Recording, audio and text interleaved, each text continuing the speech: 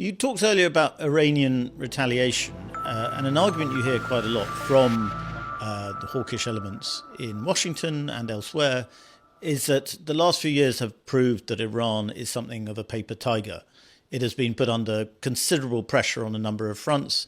Its proxies have been attacked, and it has not really necessarily responded that aggressively. It isn't quite as fearful as has been often made out. I imagine you disagree with that argument pretty strongly.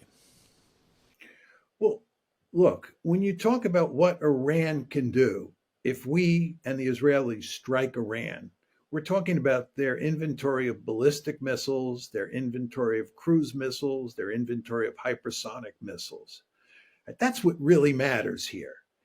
And whether or not you destroy Hezbollah and Hamas has no relation to what their missile capability is. It just doesn't matter. The fact is they have a huge inventory of accurate and deadly missiles that they can use to attack American bases in the region, that they can use to attack Israel, that they can use to attack Saudi oil fields and refineries.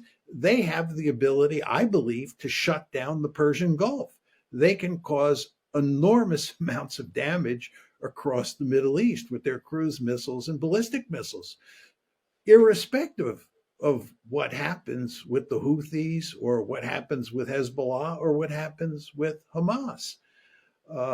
So I think the idea that you're dealing with a defanged Iran, an Iran that can't do much of anything because it's been so greatly weakened, is a foolish way of thinking about the Iranian threat. I believe that if Iran were to give up its nuclear capability, were to give up all of its enrichment and reprocessing capability, that of course is not going to happen.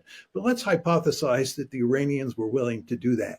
That would not put an end to the Israel-Iran conflict, because again, Israel's ultimate goal is a much bigger goal, which is to break that country apart.